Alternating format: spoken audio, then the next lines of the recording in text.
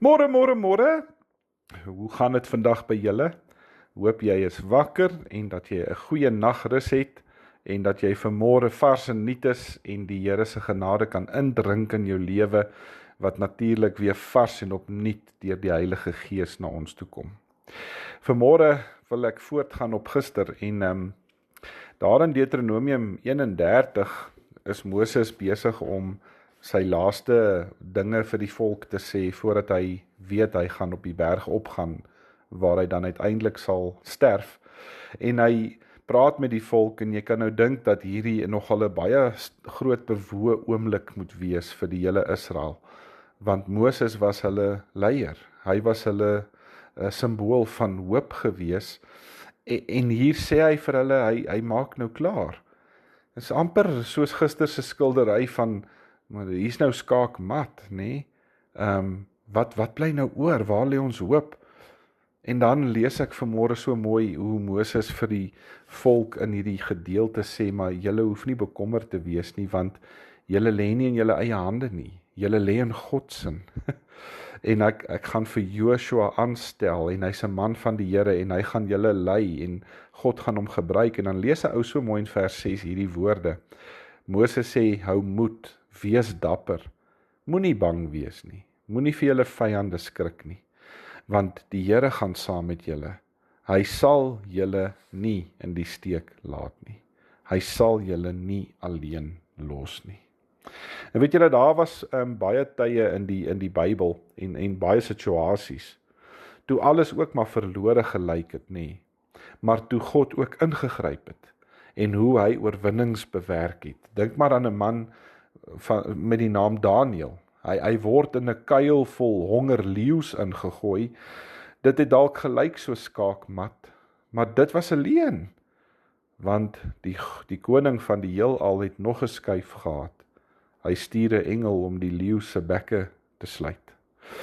Dink aan Johannes 6, waar die hordes mense, die 6000 mans met hulle vrouens en kinders daar voor Jesus sit en hulle is honger en daar kom 'n seentjie by hom aan met 2 brode en 5 visse en met 2 visse en 5 brode.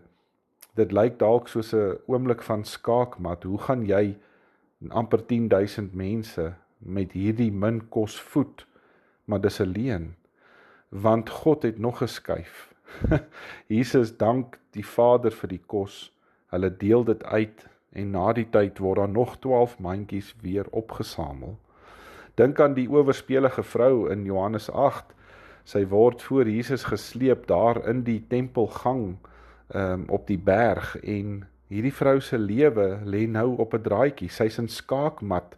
Hulle kan enige oomblik haar doodmaak. Maar die situasie skree kliphard uit, hierdie is 'n leuen, want Jesus het nog geskuif oor.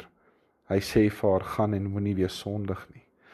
En daar by die graf van Lazarus in Johannes 11, as Jesus 4 dae lank vat om tot by die graf te kom, is Lazarus al vir 4 dae dood. Wat 'n skaakmat posisie.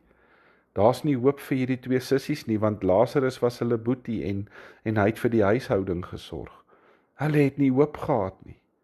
Maar daai situasie skree in die woord kliphard uit, maar dis 'n leuen. Jesus wek Lazarus op uit die dood, want God het nog 'n skuif.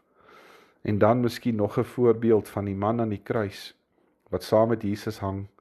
Hy weet hy gaan vandag nog doodgaan, want hy's besig om uit te bloei.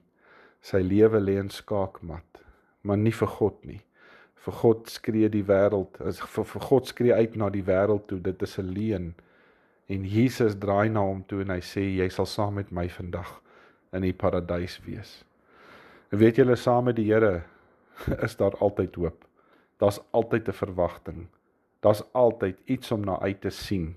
En daar's altyd iets om aan te hou en altyd voort te hou om te hoop. So gaan hoop, gaan lewe in daardie hoop. Kom ons bid saam. Hemelse Vader, U is die lewe van hoop in my. En daarom kom vra ek, maak U die skuwe in my lewe en help my om dit aan U oor te los. Ek vra dit in Jesus se wonderlike naam. Amen. Baie dankie julle. Julle moet 'n wonderlike en 'n geseënde dag verder hê. Dan praat ons weer môre. Totsiens.